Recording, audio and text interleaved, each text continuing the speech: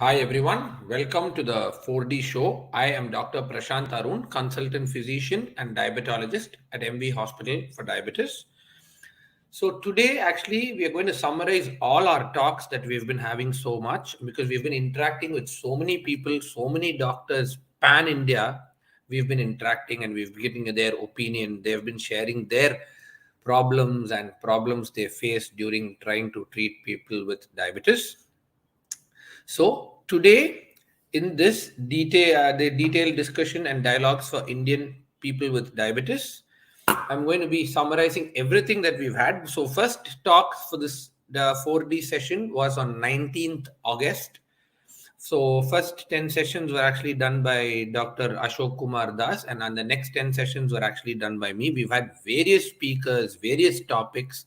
So starting from how Indian diabetics are different, and we've had different topics like challenges in diabetes care, and we've had challenges and possible solutions in people with diabetes, and then we've had diabetes and festivals, and then we've had challenges in diabetes care in India, the sheer number and the lack of awareness and inadequate control. And we've had several other topics like problems associated with diabetes care in India and why the India is the world capital for diabetes. We've had even sessions that undiagnosed or uncontrolled, which is the reason that India is moving towards the capital of diabetes. And then we've had other few topics about the SGLT2 inhibitors. We've had the topics on burden of diabetes in India. And then we've had topics like the diabetes mellitus and its complication in India. So we've had so many talks and we've interacted with so many doctors like Dr. Banshi Sabu, Dr. Sharbil Gadke, Dr. Kishore, Swati, etc. We've had so many doctors we've been sharing that is all over India. So today it's going to be a summarization of all together. So to summarize, I am Dr. Prashant Arun. So again, so when we say diabetes, most people are just scared because they don't want to come to a doctor. Because when we go to a doctor, they're scared that the doctor is going to say that you have diabetes and you have to start your treatment for diabetes. But the problem is, patients don't know treating diabetes is way more cheaper than treating the complications of diabetes. And India being a country where people cannot afford for the complications, and most of the people are in the middle the socio-economic status, so they cannot afford the drugs also. So where are they going to be affording for the complications of diabetes? So when we say complications for diabetes, we have the diabetic retinopathy, diabetic nephropathy, the microvascular other complications due to diabetes.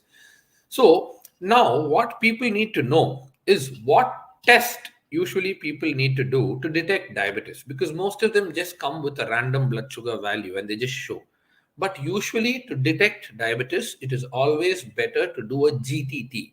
So when you do a GTT, we'll have the second R value in which we'll get to know whether the patient is a pre-diabetic or a diabetic, whether, and taking into consideration the family history of the patient. Because if a person's mother and father have diabetes, or whether the mother has and the father has diabetes, the son or the daughter is at high risk of developing diabetes. And taking today's environmental status is into consideration, most people are obese. There are very few people who work out every day. Other than that, most of them they sit in one place and they keep doing their work, and they never have any physical activity. Their BMI is high. They have obesity. They've got central obesity, lack of physical activity. So the risk factors for diabetes is very high. And in India, is actually carbohydrates is very high in everybody's meal. That is, you want to greet somebody, you greet them with carbohydrates. You give them sweets. Because you don't give them sweets or you don't give them the carbohydrates. People take it as an insult. You give them healthy food. Instead, I've had people saying, I told them, give green tea. They say, no, sir, they take it as an insult if you give them green tea instead of normal tea. So people just they have to, when festivals come, there we go again, jalebi, laddus, mixtures, etc. Marriages, they give rice, sambar, puriyal, vattal, ghee, paisam, etc. So wherever you go, you want to celebrate, you celebrate with carbohydrates and sweets. So basically the risk factor for diabetes is more. the insulin resistance is more, obesity is more. So the risk factors is very high, and people with diabetes are least bothered because they go to a doctor. Then what they do, they just check their blood sugars, take their medicines, come back home, and they keep taking their medicines. They don't check their blood sugars at home. When they go to next time to the doctor, and when they see a HbA1c of 9, 10, they'll be like, I've taken my medicines regularly till now. How can I have a HbA1c of 9? I cannot have a blood sugar of 200 now. I've been taking my medicines regularly. So at this point of time, the SMBG, the self monitoring of blood glucose, actually works, because the people with diabetes should know when their blood sugar is going up, when their blood sugar is coming down, whether they're having a postprandial spike in blood sugars, whether it is in the morning after their breakfast or after their lunch or in the evening or in the night, whether they're having any hypoglycemias in the night.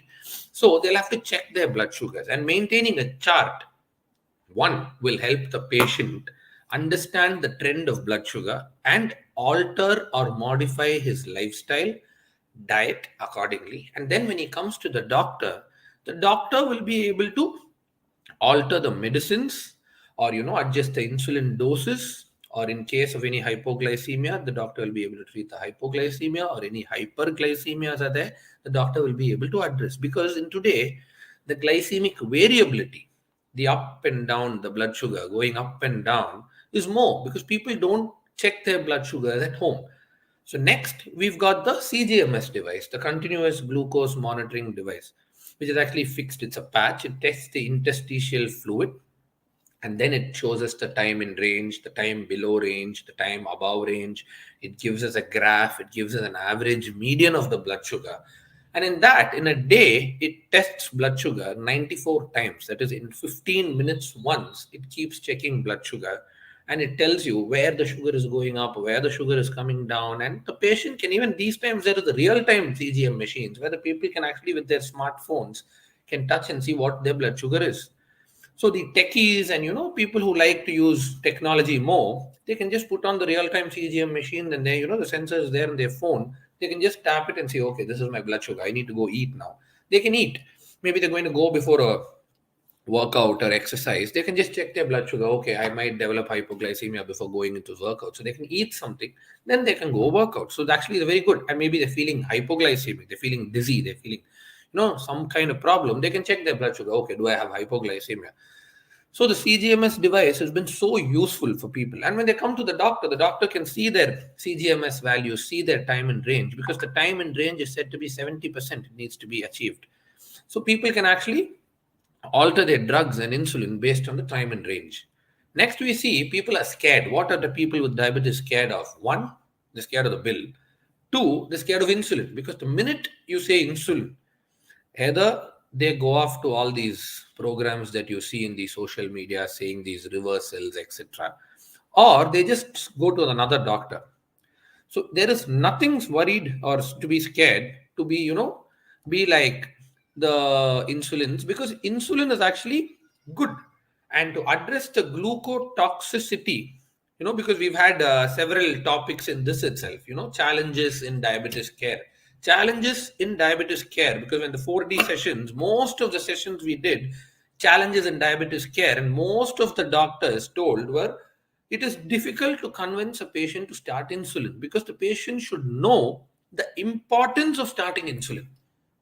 Because once the patient is having glucotoxicity, giving him insulin for a very short period, maybe 1 week, 2 weeks, or a month, and bringing down the glucotoxicity helps in preventing and preserving the beta cell failure. And then once the sugar is down, we can push the patients onto OHAs, that is tablets. So when we go on to tablets, we've got so many tablets now. We've got the SGLT2 inhibitors, we've got the DPP4 inhibitors, we've got the sulfonylureas, we've got the acarbose, we've got so many tablets. So insulin, when we see, there is the basal insulin, there is the prandial insulins, there is short acting, long acting, pre-mixed insulins, there is many insulins.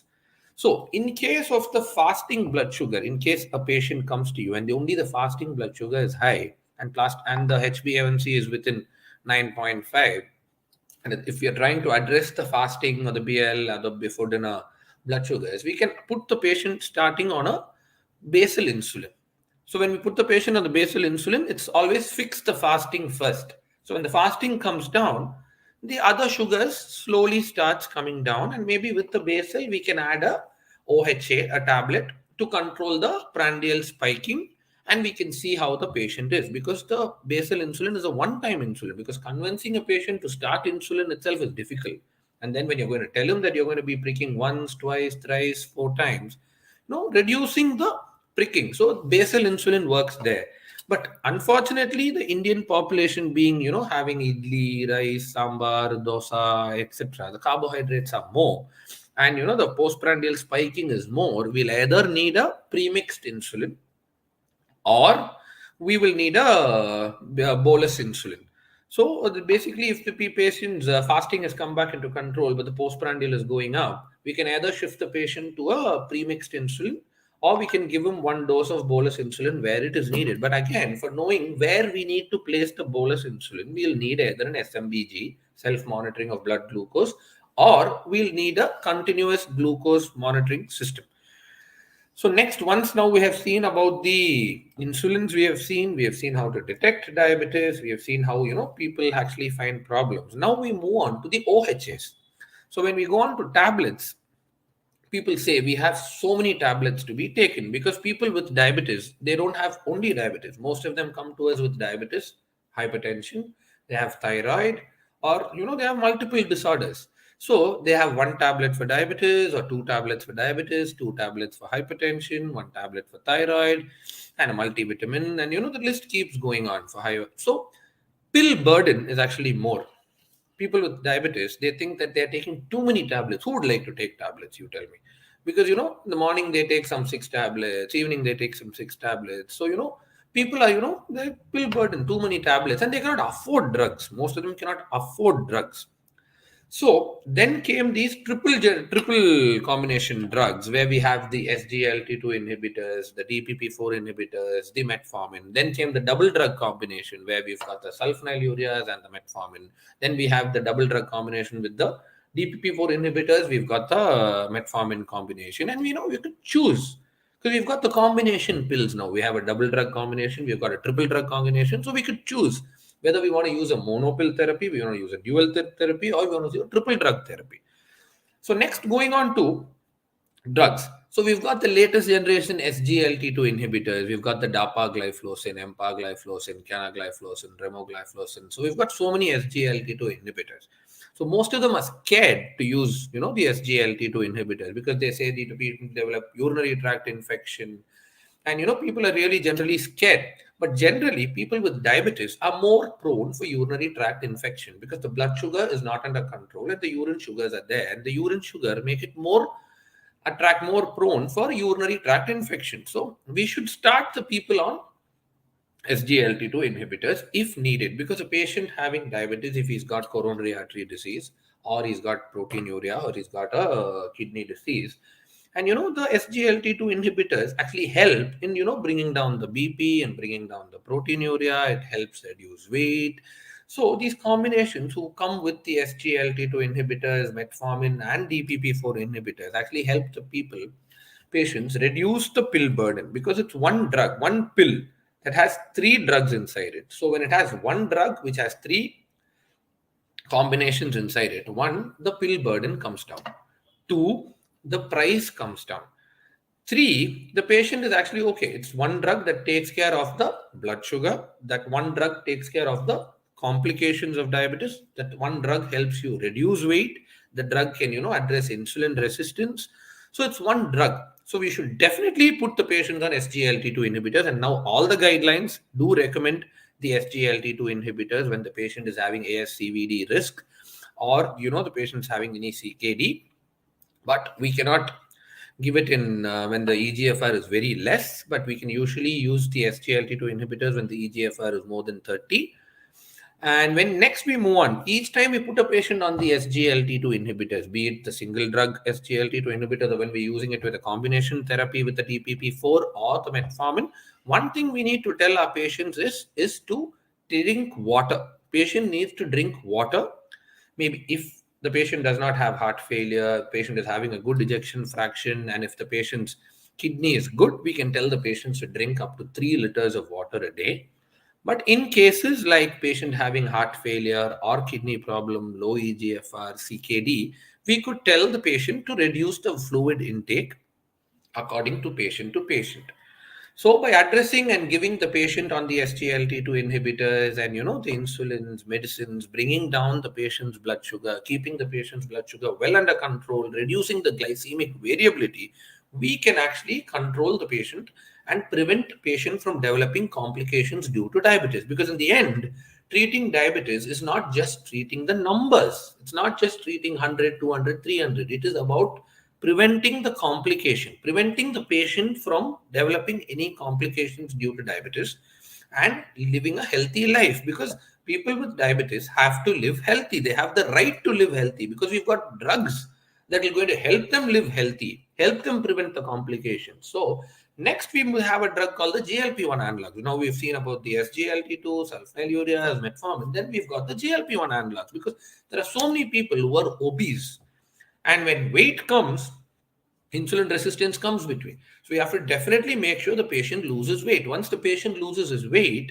definitely the blood sugar is going to come down, his complications are going to come down. So in those cases, we have the oral semaglutide, we've got the Victoza, we've got the liraglutide. So we've got different GLP-1 analogs. The oral form, we want the injectable form we've got, which is going to help them deal with the insulin resistance, make them lose weight. And by losing weight, the patient's blood sugar is going to come down and he's going to prevent complications due to diabetes. So definitely all the drugs that are there, and we go by guidelines, definitely treat every patient with guidelines, and we can help them definitely prevent the complications. And through this 4D session, that is, we've got the detailed discussion and dialogue for Indian people with diabetes.